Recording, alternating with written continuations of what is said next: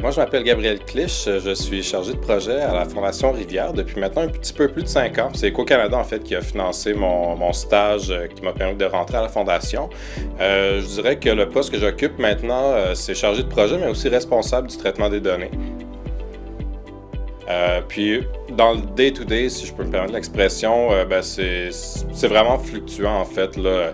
Dépendamment des sujets d'actualité, ça se peut qu'on me demande hey, « peux-tu faire une recherche sur tel sujet, voir s'il n'y a pas des données qu'on pourrait exploiter pour prendre position? » Sinon, ça va être de faire des lectures documentaires aussi pour renseigner l'équipe parce qu'on a un petit noyau de gens qui sont avec une formation plus scientifique dont je fais partie, mais on a aussi un autre côté, un autre volet plus communication, réseaux sociaux, tout ça. Donc, on s'arrime beaucoup entre nous pour avoir un bon message clair pour le public.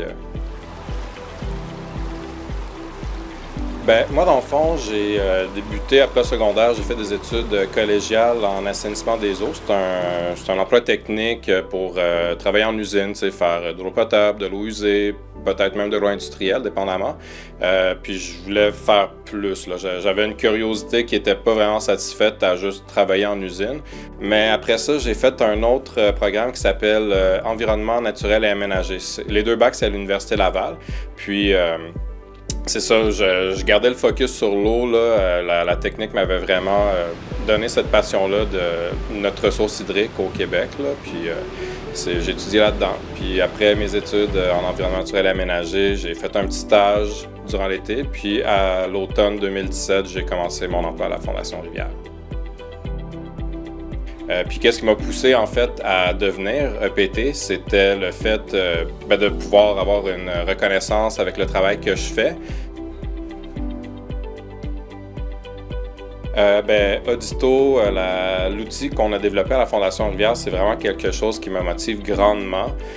C'est un outil qu'on espère rendre public éventuellement, puis ça va être formidable pour faire le suivi des ouvrages d'assainissement au Québec et qui sait peut-être même pour le reste du Canada, s'il y a quelqu'un Environnement Canada qui écoute, c'est vraiment performant.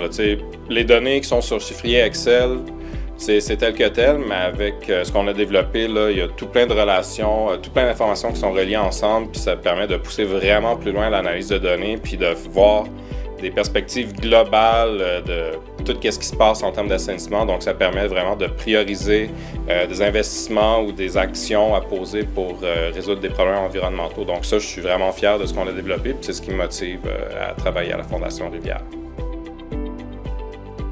Mes aspirations, c'est de me perfectionner, en fait, de continuer au niveau de l'interprétation de données, puis le traitement des données là, de manière produire des scripts sur certaines applications pour permettre de visualiser les données d'une manière intelligente et digeste pour les décideurs publics ou le commun des mortels.